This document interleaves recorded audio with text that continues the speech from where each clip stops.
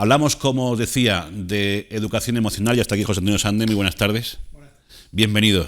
Gracias. Además, fíjate qué suerte tienes que vienes los jueves al programa. O sea, sí, voy cerrando la semana. Claro, o sea, eres como el embajador del fin de semana. El embajador no, el heraldo del fin de semana. Acepto. Acepta, ¿no? Bueno, la semana bien. Sí, razonablemente bien. Sí, estábamos hablando antes de eso, de lo razonablemente bien o lo mal que nos va en relación con qué, ¿no? Y fíjate, mañana se cumple un año del conflicto en Ucrania, del conflicto bélico, y después de haberte dicho ya antes que he tenido una mala mañana, que tal, que me he cabreado y tal, fíjate, ahora que lo pienso, lo mío, comparado con lo que están viviendo aquellas familias, ya. Una tontería. Sí, relativizar es una estrategia emocional interesante. Es correcto. Mañana hace un año ya, qué barbaridad. Bueno, vamos a hablar de educación emocional, vamos a hablar de hoy educar a través del miedo. Sí. Vamos a hablar del miedo como herramienta educativa que no debe emplearse. Muy mal, ¿no? Muy mal emplear el miedo, ¿no? Sí, pero es algo que es muy habitual y además se utiliza sin conciencia de ello, porque se repiten patrones. Siempre estamos hablando de que repetimos patrones educativos de los abuelos, de los bisabuelos, que, bueno, como han funcionado o creemos que han funcionado, pues los seguimos aplicando. Y el miedo es el gran enemigo, ¿no? del amor. El miedo es el enemigo del amor, es el opuesto. Pero además que cuando se educa con miedo, en realidad no se educa, se somete, que no es lo mismo. Ya el verbo ya espanta un poco. Sí. El verbo someter. Sí, porque el miedo es la herramienta que siempre se ha utilizado para hacer que los demás cumplan pues una serie de voluntades ajenas, sea a nivel, yo qué sé, de gobiernos, de familias o simplemente un individuo sobre el otro, ¿no? En relaciones de pareja o de amistad. Entonces, el miedo es el gran mecanismo de sometimiento y de vulnerabilidad. Ponme un ejemplo de una conducta. Pues una conducta la más habitual y la más normalizada. Los padres que tienen en la boca todo el día la palabra cuidado con sus hijos. Cuidado. Cuando el cerebro del niño recibe la palabra cuidado, se pone alerta. No solo por la palabra, sobre todo por el tono, por la intensidad, el volumen y el tono que se utiliza. Si cada vez que el cerebro del niño escucha esa palabra se pone alerta y un padre o una madre se lo dice 50 veces al día, 50 veces que el cerebro se pone alerta. Hasta que llega un momento que normaliza un estado de alerta, porque cuando no se lo dice el padre, se lo dice la madre, y si no la abuela, y si no el abuelo, y si no el hermano mayor. Y resulta que el cerebro del niño está siempre alerta. Crece y se convierte en un adulto en alerta. Ostras, qué mal. Porque ahora que lo dice, eso lo empleamos todos los días. Por eso te digo que algo muy normalizado, muy sin caer habitual, en eso en el que estamos educando en el miedo. Sí. Solo con el cuidado. Que también hay que entender que un mensaje no es solo la palabra. Un mensaje es la palabra, es la intensidad, el volumen y el tono. Un cuidado de José, ten cuidado con eso, no es lo mío, ten cuidado con eso. Y además con un lenguaje corporal de gestos y microgestos que dan un montón de información al niño de estate alerta que esto es peligroso. Si se lo repetimos 10 veces al día durante 10 años, puede haberlo escuchado pues 50.000 veces. Así que se queda grabado como una instrucción en ese libro de instrucciones inconsciente, y luego ese niño vive alerta, vive con miedos. Y luego los padres, cuando es un adolescente con miedo, se preguntan, pero bueno, este niño tan miedoso, ¿a quién ha salido? Si nosotros no tenemos miedo. No, nosotros lo que hacemos es proyectar nuestro miedo constantemente. Es curioso. Y es un ejemplo muy sencillo, ¿eh? Podemos profundizar. Sí. Pero fíjate, te decía al principio, qué mal eso de educar el miedo, pero claro, eso también lo he hecho yo. O sea, ese ejemplo que tú acabas de poner, también lo he hecho yo. Pues ya sabes. Qué mal.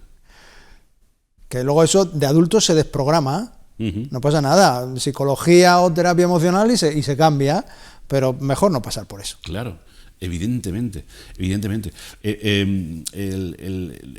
no será solamente la única orden que damos al cabo del día negativa para nuestros pequeños. ¿Qué consejo nos puedes dar a los padres, a los abuelos, para evitar esa conducta? Pues para empezar, la educación emocional del adulto. Ten en cuenta que nosotros ya venimos con toda esa carga emocional de instrucciones de nuestros padres, de nuestros abuelos, y vemos como natural pues amenazar a un niño. Si no te comes eso, viene el policía y te lleva. Oh, qué mal eso. O viene el médico y te pincha, ¿no? Eso por un lado. Esas no son para ejercer poder, son para conseguir un beneficio, entre comillas, para el niño. Pero luego están los miedos que se utilizan para ejercer poder sobre los hijos. Si no te callas, te pega un bofetón. Es una amenaza de un daño físico. O si eres así, nadie te va a querer. Estamos metiendo el miedo en el cuerpo de el abandono o el nadie me querrá. Con ese carácter no tendrás nunca amigas. O sea, no se trata de no educar, se trata de encontrar la manera de comunicar a través de un proceso que se puede denominar, existe esta técnica, la comunicación no violenta. Y que pasa porque los padres no utilicemos el que le den miedo las cosas a nuestros hijos, ni con amenazas, ni con frases hechas o refranes, ni con advertencias de daño físico. Pero ¿sabes por qué se utiliza mucho? Aparte de porque ya lo tenemos integrado. Sí. Porque es muy eficaz, es muy rápido. No educa, pero somete, lo que te dije al principio. No tienes que tener el esfuerzo de ir educando, hablando, convenciendo, demostrando, no. Solo amenazas una vez y ya queda marcado. Pero fíjate que estoy pensando, mientras me hablas de esto, estoy pensando en recursos que tenemos y que están dentro de nuestra cultura, ¿no? Viene el hombre del saco y te va a llevar. Duérmete que viene el coco. Sí. Pero ¿por qué hace falta utilizar el miedo? Si la gente comprendiese que el miedo es una palabra, pero el miedo está hecho de adrenalina y cortisol, que activa un eje fisiológico en el que el hipotálamo, la pituitaria y las glándulas suprarrenales se ponen a funcionar, están metiendo en sangre cortisol, adrenalina y otras hormonas y crean un estado de nerviosismo. El niño no se va a dormir antes, cerrará los ojos, se hará el dormido, pero no se va a dormir antes porque le amenacen con el hombre del coco, sino que le van a crear un estado de estrés. Y si es permanente este eje de estrés, si es permanente en la vida del niño, porque tiene padres maltratadores, porque tiene un padre o una madre que no tienen una conducta fija y se crea una cosa que se llama indefensión aprendida, que es, hoy hago una cosa y me dan una palmadita de bien, mañana hago lo mismo y me pegan un bofetón. Entonces el niño no sabe cuál es la conducta adecuada y siempre está en alerta porque no sabe cuál va a ser la reacción de ese padre o de esa madre descontrolado, que a lo mejor pues ni siquiera se controla a sí mismo, ¿no? Esa indefensión aprendida, esos miedos no hacen más que mantener un estado de nerviosismo permanente que se normaliza y que no es que el niño es muy nervioso, pero si le has estado metiendo el miedo en el cuerpo y activando ese eje de estrés horas y horas y días toda su vida. ¿Qué podemos hacer ante eso? Revisar nuestra manera de relacionarnos con nuestros hijos. Revisar que no utilicemos el miedo, la amenaza, el chantaje. Cuando venga tu padre ya verás. Estamos haciendo que el hijo tenga miedo al padre. El padre es el poli malo, la madre es la poli buena. O al revés, o cuando venga tu madre ya verás. Todos estos aspectos que luego nuestros hijos pueden repetir con sus hijos, claro, a no ser que rompan ese ciclo, ¿no?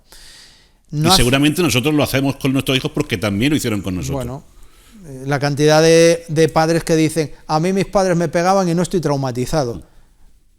Y a veces yo no digo que en un momento determinado un acto de firmeza no sea necesario. Lo es. La firmeza y el amor tienen que estar en equilibrio. Pero la firmeza y el amor no tienen que ver con el miedo. La firmeza no es miedo. La firmeza es contundencia. La firmeza es límites, la firmeza es cumplir lo que se dice, si hay una consecuencia o un castigo, claro, cumplirlo y no quitarlo, pero la firmeza no tiene por qué ser miedo. Claro que sí. No paramos de aprender contigo.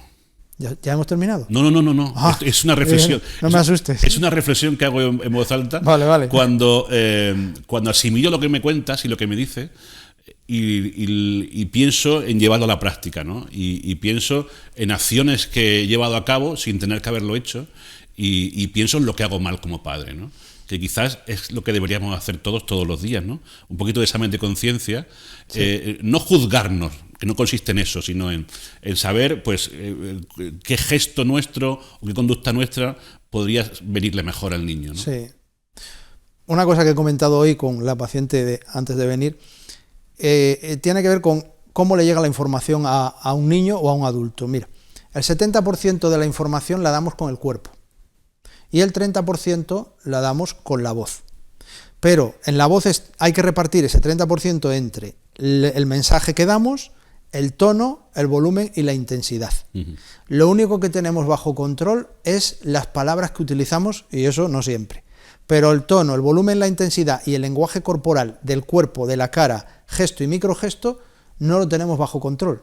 Si somos personas miedosas o personas agresivas, cuando estamos comunicando de esa manera un poco descontrolada, nuestro hijo o nuestra hija está recibiendo un 70, 80, 90% de la información es crispación, es ejercicio de poder, es agresividad, y un 10% es el mensaje, la palabra.